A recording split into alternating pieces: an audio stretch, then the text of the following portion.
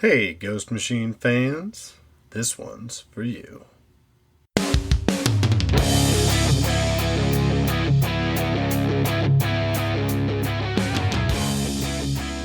Welcome to the Ghost Machine Fans Podcast, episode 29. Today is October 16th, and we are 1 week out from the release of Geiger number 7, which means it is a time for another deep dive. What about Redcoat number 6, you ask? Well, we'll be covering that next week. As usual, I am Nick, and I'm joined by my better half, Snoggle. Snoggle, the temperature's in the 50s, the leaves are turning, the spooky season is in full swing. How are you? I'm fantastic. It's fall, y'all. It's my favorite season. Fall is for all. Actually, if you don't like fall, I feel really bad for you because it is clearly the superior season. Superior food, superior weather. You've got sports, you've got activities and festivals, apple festivals, pumpkin patches.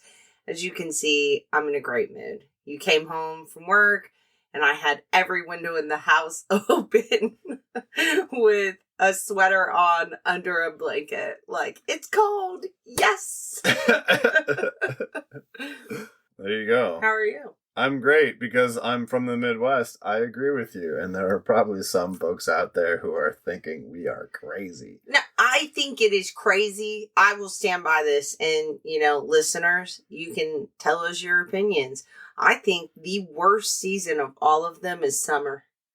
Yeah, I would agree with that. It is so hot. Everyone who's like, summer's my favorite, you're a liar. Summer's your favorite when you're at a pool. That's it. Yeah. You're just casually going to work, sweating. Ugh. Or maybe if you grew up in like northern lands, like where Brad Anderson lives, and summer to them is like Fall. a short, unique experience. Summer to them is fall. Oh, okay. It's probably not like as warm. We're talking summer in Cincinnati is like humidity of, I don't even know, I'd have to Google it, but like 40% or something insane, where you're just swimming. The air is like literally coating your lungs. Ugh, it's awful. And we had it the worst this year. So we shall divert from this wonderful subject to a fantastic shout out. A shout out! First of all, love this Instagram handle. That guy with a Game Boy camera on Instagram. We want to shout out for his awesome reoccurring Geiger cosplay. We've seen him dressed as Tariq at home playing Fallout, at the convention scene getting signatures from Jeff Johns, and even visiting the Camelot Las Vegas casino itself, which is super duper cool. I would suggest you could dress up and go to, what is that eating place where medieval times? Oh. You mean to make it Yes. look like you were going to see the king or whatever? Yeah, and then just sit there and like eat the dinner and all Sure. that. Yeah. Well, that may be what that guy with a Game Boy camera did, because the reason that we mention that is one of the cosplay photos we've seen, it's him standing like profile to the side in front of some sort of castle. And it looks like it might be like the Magic Kingdom castle, but you can't see it. It's like blue and white, but you can't see for sure. So it could be any number of castles that are out there. But he had that idea, and that was the one that really stuck out to me, because then his caption was like, going to see the King of Camelot. I like Instagram handles that have a ring to it, and that guy with the Game Boy camera is very nice. Well, and his whole thing, Ghost Machine fans, you should check it out. He has all these cool pictures of people he's met or things taken with a Game Boy camera, and he posts that on Instagram. It's like a niche nobody thought of. Like, that's really neat to me. So. He thought of it.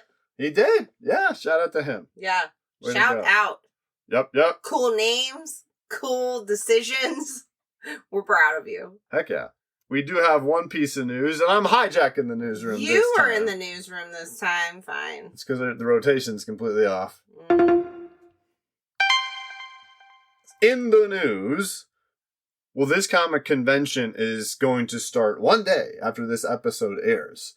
And just so you know, Ghost Machine fans, as usual, we do have a correspondent in the field who's going to be assisting us with coverage for that we will share with you if you're not able to make it, like us. I bet New York City is nice in the fall. There is one other epic piece of news related to New York Comic Con, and that is that there is going to be a Hyde Street #1 metal cover that's limited to only 100 copies. If you recall, we've talked about the metal covers for... Metal! Yeah, but not just like that, but like actually made of metal. They're made of heavy metal. And it also looks like there's going to be exclusive one-of-a-kind sketch covers. Oh, that's pretty amazing. By Ghost Machine's current artists that they're going to be selling there. And they're also doing a exclusive signed Geiger Volume 1 Deluxe hardcover and dust jacket. You can do this thing where they're going to have Junkyard Joe action figure, and they'll sign that. And you get the first 6 issues of the original series variant covers with it. And Gary Frank is going to sign it with Jeff. Can you grade a metal cover? Yeah, you can. It's just sometimes, depending on the book, it might have to be like a slightly thicker. Yeah. But not always. It just depends. Like, I have metal covers on like preview comics that are only 60. Like the Red Coat #1 metal cover that I have is like a 16-page comic because it's just a preview of him that they put out. Yeah. So before we start talking about this fantastic comic book today, we have to do a couple of things. But what's the first most important one? We gotta stop because it's time for the spoiler pause. So if you are not familiar with our show, and I'd be very excited if we have new listeners at episode 29.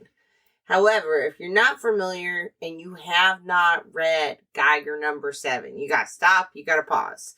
We will wait for you patiently until you get back because we are going to spoil everything. We go over every panel for it, but the point is you want to know what happened yourself, you got to read it first. Go to your local comic book store would be our biggest recommendation.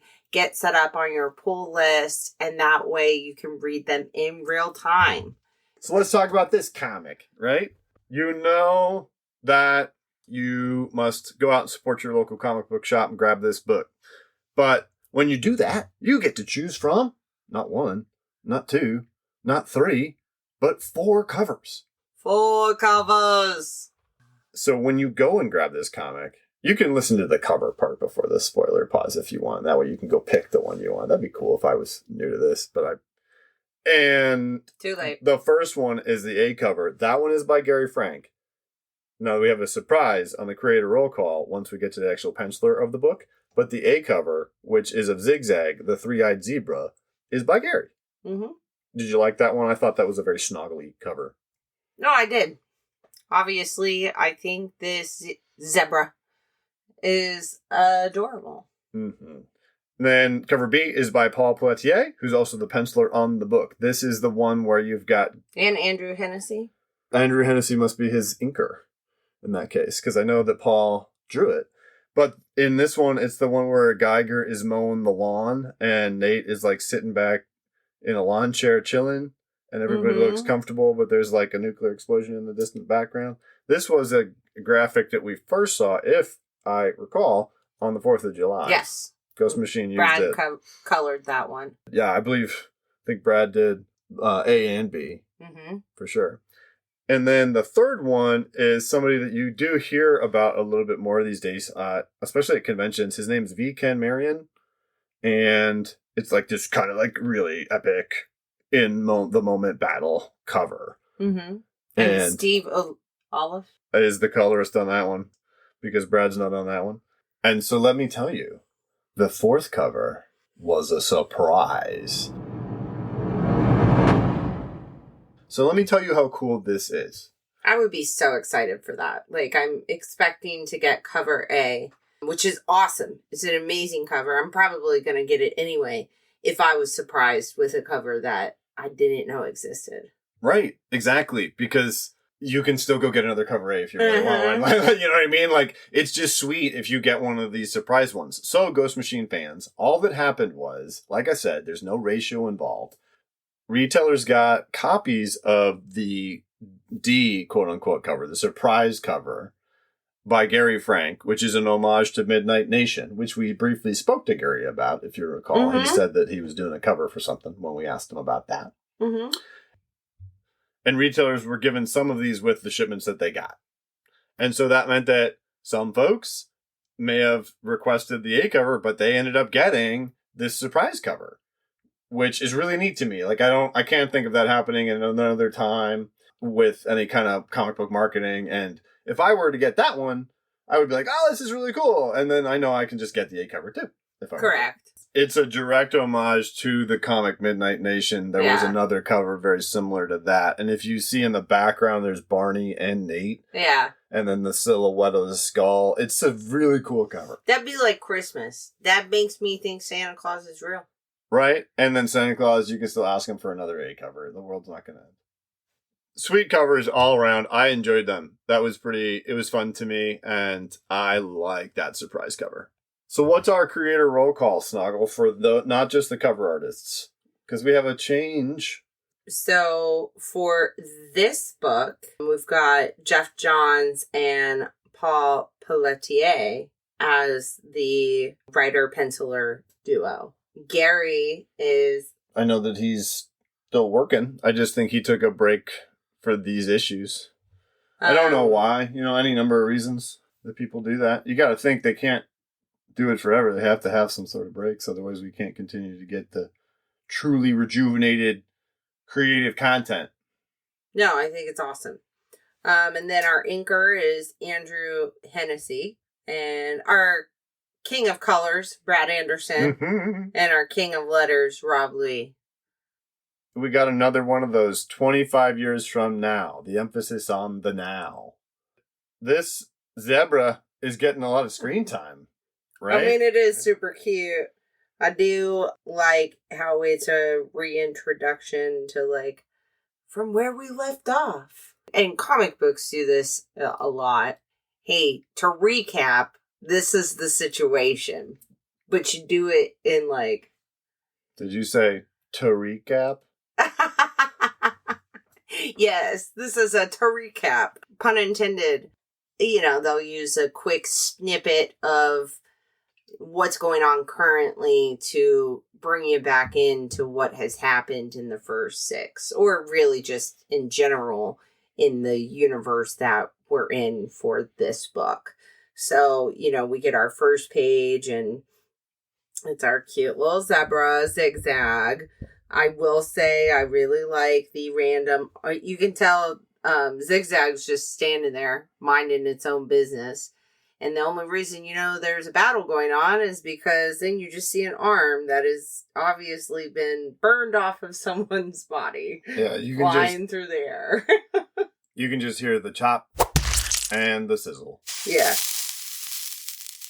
And then, we switch to the next page and it's a beautiful splash page of Tariq just looking like the bad that he is.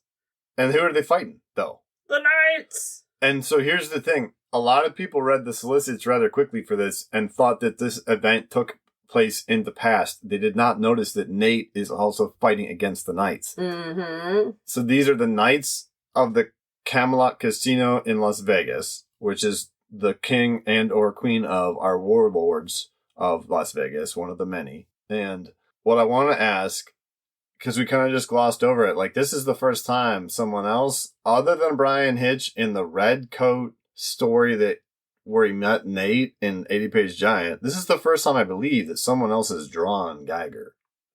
And we've seen a lot of awesome splash pages in all the issues of Geiger. Like, I even remember Gary was referencing how he felt like the volume of work that he had arrived at now was quite a bit. So this is getting to see, literally, when we say someone else playing with those toys, that's happening here.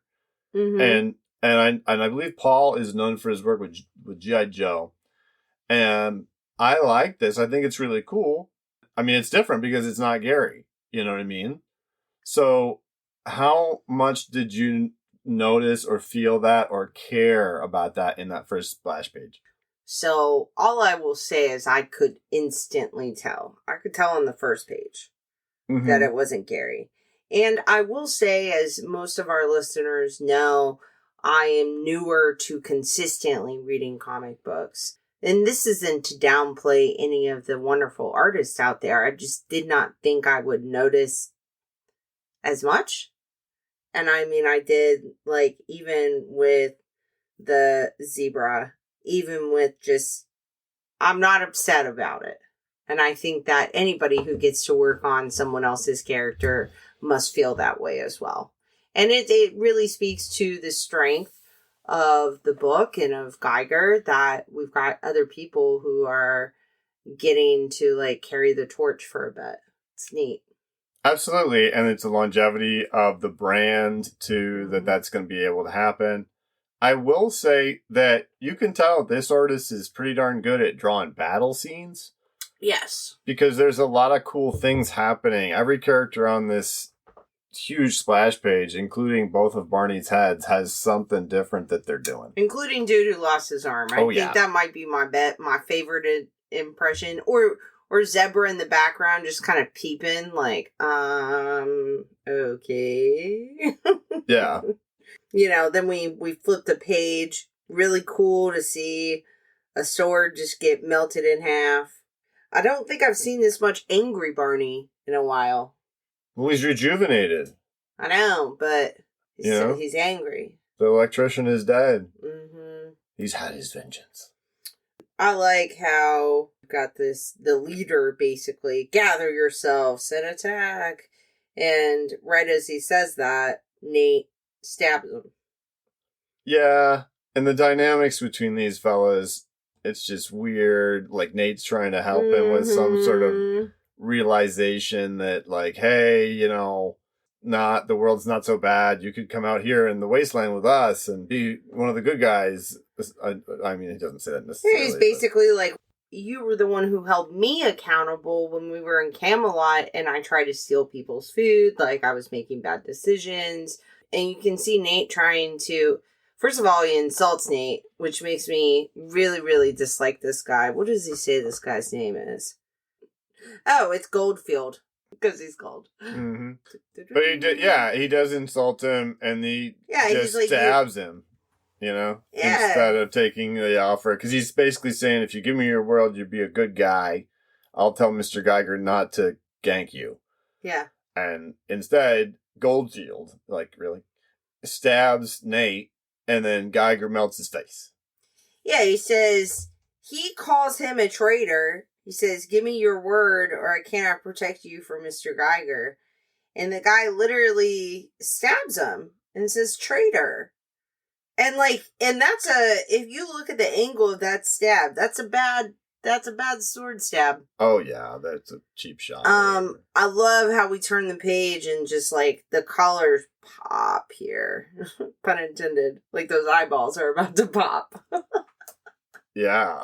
And there's like a combination of radioactivity and melting faces. I see the light. And then so distinguished by Brad's colors is what I was like saying. Like really, really neat all around.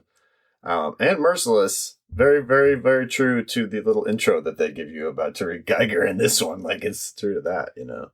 Yeah, I like and then this panel where it's just a wide out of Tariq's face and it says, he is the monster. Beware, Nathan. You mean in the one larger panel where he says, as he's dying, Goldfield says he is the monster, run away, Nathan? He's saying that... How was he even able to speak? He's saying Geiger... I'm just saying it's a really cool foreboding, foreshadowing panel to me. I will say logistically, from the following panel where his skin is literally boiling, I feel like there's no way he would have been able to speak. Well, that's not really what I'm talking about.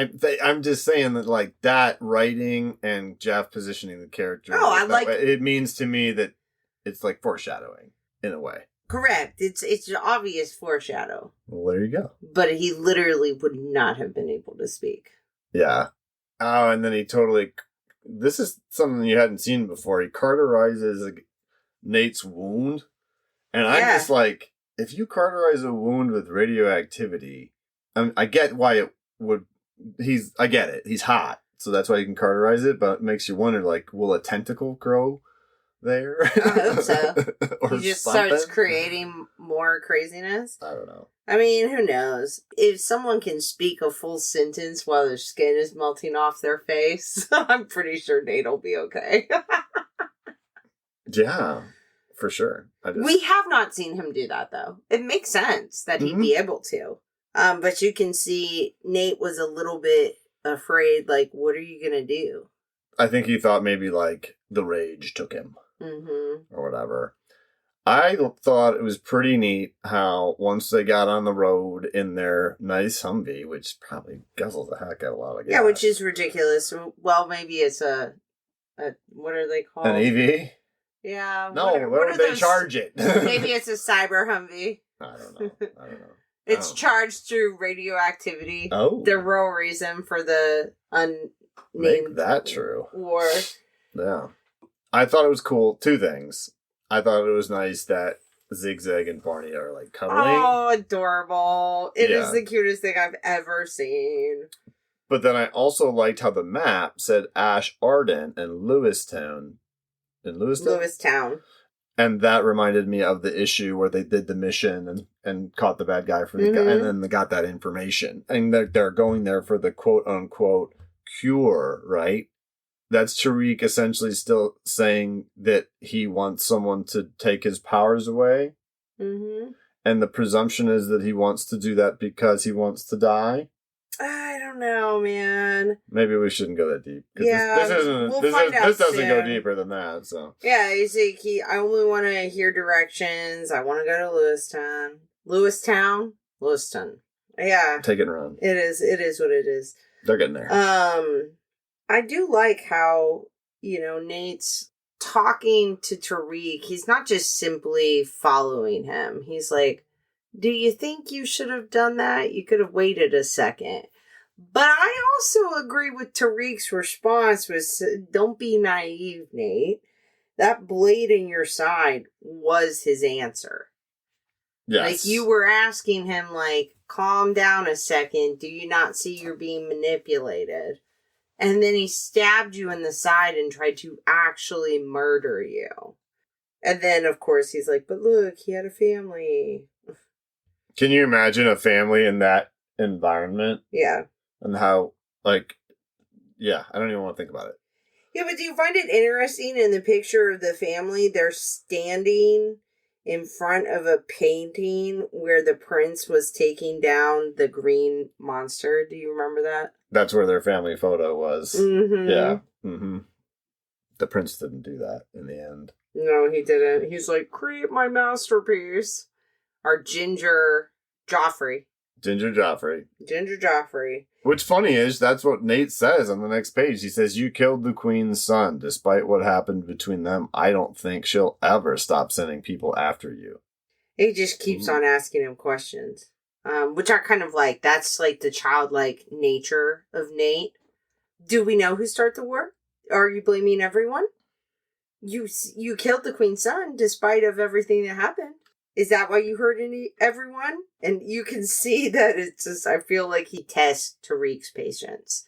I also think it's necessary to balance Tariq out. Because, like, after all is said and done, he's like, sometimes. Which is a really honest answer. Well, this is significant, the way that he's setting it up as you go through these panels. Because there's all that jibber-jabber from Nate, but what he's doing is he's comparing what the queen is doing to them to what he is willing to do to whoever killed his family. And then he's like, is that why you hurt everyone? Because you blame the whole world. And there's a beat, and then Tariq says sometimes, and then Nate's like, but you only hurt the bad guys, right? And then you get a flashback to when Tariq first transformed, which I believe probably killed the surrounding folks or whatever. You know, just anytime representative of him not being able to control his powers in the beginning, people died.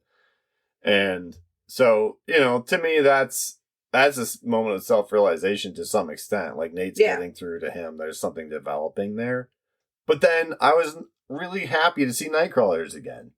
I know. Or giant ants. And it was neat. This was a moment when I was, like, pretty stoked that there was a different artist. And that's not because Gary doesn't draw wonderful giant ants. But when I saw another artist draw something from the world that I recognized, but it was in their style, it made me happy because it made me feel like the world was growing. Mm-hmm. Like, at least from a brand standpoint. It was neat to be like, oh yeah, I know what those are. Oh, cool. They look different because this guy's drawing them. Like, yes! Awesome. So there are a couple of kids in there. Yeah. It does look this little where it's like the kids are like, ah! That is a sweet close-up of a Nightcrawler. Like, actually horrifying. Rob with his letters, the K-I-K-K. Like, you can just kind of feel that's like the clickety-clack of their little pincher things in the front. Them just like walking around. Heebie-jeebies. Don't like it. Yeah, it reminds me that close-up of Honey, I Shrunk the Kids, but this is way scarier because it has, like, the mutated lower jaw. Oh, absolutely. And then, obviously, we get Tariq, who's going to come in and be like, Nightcrawlers, no problem. Time for a barbecue. I like the little kid that says, whoa. But, I mean, he just goes in there and melts all of them to bits. And then, I love it. Nate's like, don't worry, kids. You're safe. Probably helps that he has, like, the cute little baby zebra and not looking fierce Barney next to him. What did you think about him just burning the dude's, like... Well, I thought he was going to rip the jaws off, but then he just melts them entirely. Burn! Gotta make sure that it's good that nobody else got hit by that. But then it does appear that they are 3 kids, which is, it's something that Tariq needs. He needs children to take care of. That's what he has not had for the last 6 issues, if you recall. Mm-hmm. And they have, like, a little moment with the animals. Yeah. Are you going to eat these animals? I think that's a young girl says. And Nate's like, I love the look on Nate's face here. Like a smug uncle. Eat Zigzag and Barney? What kind of question is that? They're our friends. And then you do see Tariq immediately show interest in getting them home. Yeah. It's little nuggets as we go, as they're going home and they're helping them. The kids are mentioning things related to school.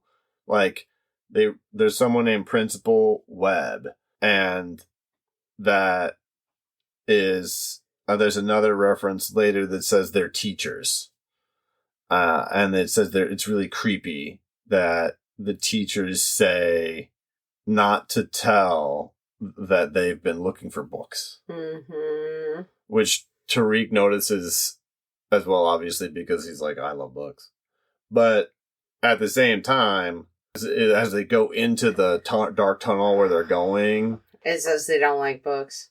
Yeah, it says they don't like books. I mean, historically speaking, we're not going to go into details, but any type of organization that is willing to ban books, burn books, etc., are typically evil as heck.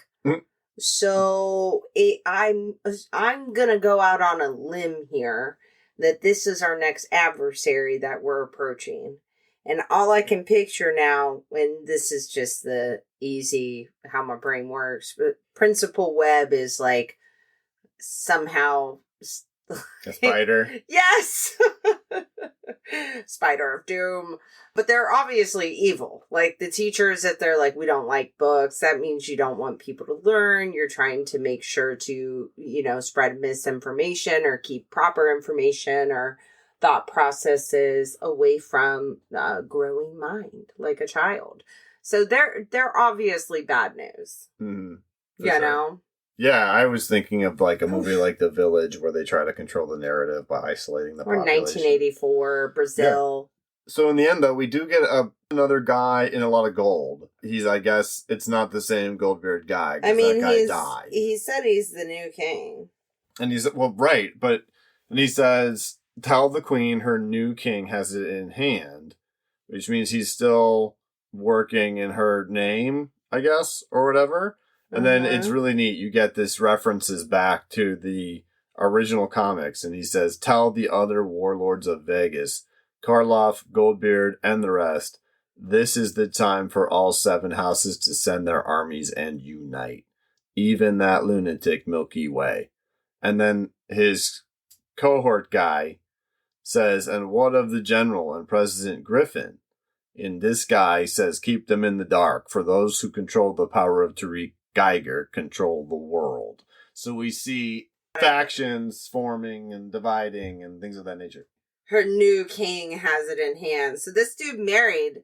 Remember what the queen looks like. As far as we know. I mean, I guess she could have. Or it could be a different queen now. I guess we're going to find out. Yeah. And I guess there's a page in the back of this thing about Nightcrawlers? Yeah. Recently, rumors have spread that remnants of the former U.S. government have captured and trained Nightcrawlers, weaponizing them for shadowy, unknown purposes. Giant ants become a thing, and they're like, you know what we should spend our resources and time on?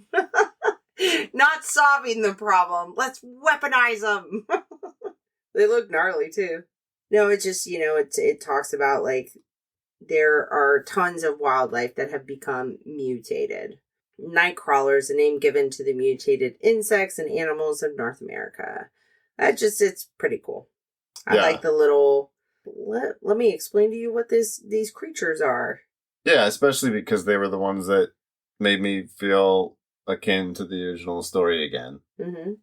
Next issue, they do have a cool thing where Geiger's standing in front of a bunch of kids hiding under desks. So we do know that this school aesthetic, even if it is run by spider people, is like a normal school.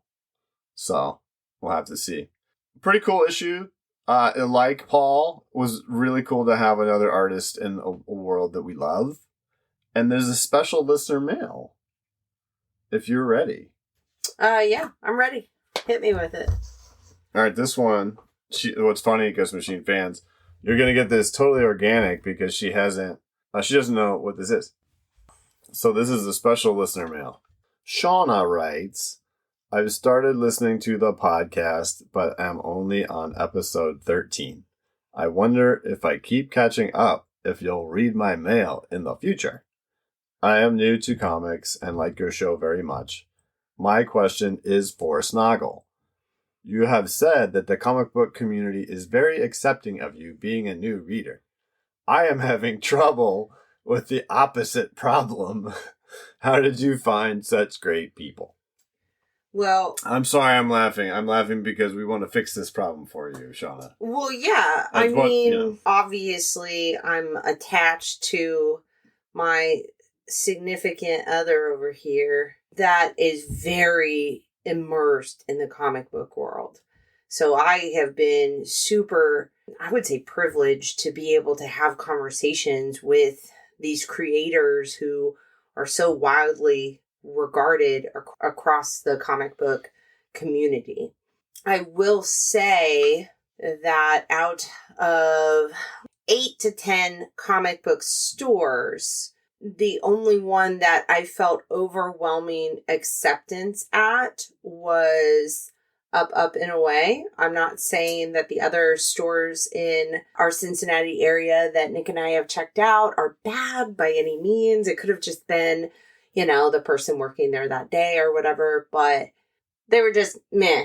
They weren't excited. And everyone at Up and Away has just been very friendly, welcoming, and you can tell genuinely loves comic books. With that said, as wild as it might sound, I do not believe that everybody who works at stores, like comic book stores, or there are a lot, I don't know about y'all's community, but we have stores that have a mixture of comic book and gaming. So you might have some Warhammer, stuff like that. Dungeons and Dragons. Yes. Magic the Gathering. Yeah, so, we have these shops that have, a multitude of media and games, and comic books might be a secondary thing. So just like with any retail establishment, not everyone is working there because they love the product, which is wild to me. I do not think I would work at a comic book store if I didn't enjoy comic books. Seems kind of weird. I think finding great people was really first, as far as the shop that you pick as your shop. It is just, you're shopping around. So yeah, it's a community, but there's something to be said about good customer service. And that typically comes when you find someone who genuinely loves what they're doing and loves the media or the item that they're selling. The only, as far as like fan community I've been a part of, has been Ghost Machine. So I couldn't really speak for anything else, but I will say, and this could be unpopular, but as a woman, it is a little bit more rough. And not in Ghost Machine. I think that Ghost Machine does a very, very good job of being inclusive to new fans. And there's really just the culture of the creators that they're doing it because they love it, not because it's just a paycheck at the end of the day. Like, they love it. This is their creation. They're getting to work together in a way that they haven't been able to as freely. But I can't speak for the other big ones, the DC, the Marvel. But I think Ghost Machine's been pretty good. There's a lot of females within the fan group. If you aren't a part of the Facebook, you should be. But with that said, just stay the course and find the store where you feel most comfortable in. We did have to look around, though. Here's the deal, Shauna. Shauna. Yeah, Shauna. What we have the luxury of having like 7 or 8 comic book stores within a 50 to 60 mile radius. And then there's a lot of gaming sort of comic book stores type of places as well. And so there's a lot. And I mean, at least that seems like a lot to me. It's more than any other place I've ever lived. And I distinctly remember a time I used to work in an office where I still work in an office where I got to wear like a button down, right? And I had just read like all the Crisis books for the first time. I like strung them together. I slogged through the earlier stuff. Like I read all the Crisis books, all the Final Crisis, all the Infinite Crisis. Like I did it all. And I went in there to get some stuff. And I was dressed from work or whatever. And I just remember bringing up, hey, yeah, I just read all this. And I was thinking about looking for this. And the dude just wouldn't have it. He was like, there's no way you just read all those comic books, dude. Like, you don't even know. Like, that's like, he was like, it's like 100 comic books, dude. And I was like, here, look at my phone. And then because I read them all on my phone. And even then it was like, no. And it was just this weird gatekeeper thing. And here's the thing. Elitist. For every one of the gatekeepers that you meet, and you're going to meet plenty, it's going to make it harder for you to remember the 10, 20, 50 awesome people. And you need to not succumb to that. Because it sounds like if you have a bunch of stores around you, you need to shop around, like Snoggle said. If you don't, you need to get on the Facebook group, and you need to talk to us, and you need to get on the Instagram, and you can even get on the forums, too, if you want. They're not as active, but they're fun. And there is a community here that'll talk to you about this stuff. And certainly, if you're not experiencing that, we want to help facilitate it. So just become a part of our community, and we'll do the best we can. Let us know what part of the country you're from, and we'll see if we know anybody cool out that way. Yeah, Shauna, we're great people.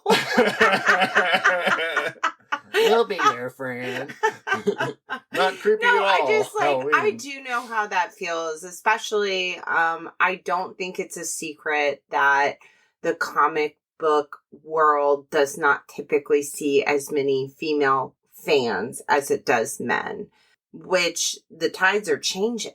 Mm-hmm. So sometimes that look that Nick was talking about, I've gotten the same thing. Like, oh, you're reading that? Or, or how could you possibly love this thing as much as me, is what it is. It's the how could you love this as much as I do? You must earn the love. Well, I think we talked about this last week with Michael. Like, why Ghost Machine's so nice is because you can start at the beginning. But that is part of, like you said, gatekeeping. I think it's kind of elitist too. Like, well, I've been here from the beginning, so I'm a real fan.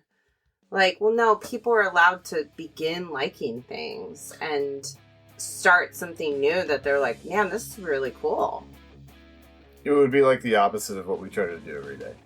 It would be like people being like, oh my gosh, this is neat. What is this about? And we would be like, well, have you read these? Because if not, then... Like, do you even know who Jeff Johns is? Like, do you know his backstory? Because if you don't, I don't think I can even talk to you. Like a character out of Clueless. Or something like that. But, no, hey, good mail, Shauna, thank you. Mm-hmm. Sorry you're having the opposite problem, but I have a feeling that if we keep looking around, there might be some good folks. Yeah, let us know where you live. Yeah, and you can still... That sounds creepy. I know. Happy Halloween.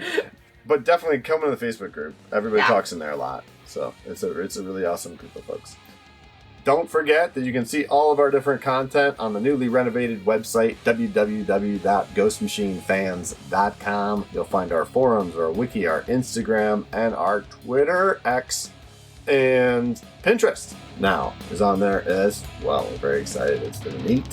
Newly renovated. There you go. There you have it.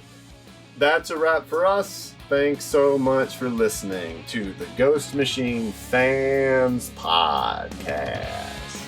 Oh,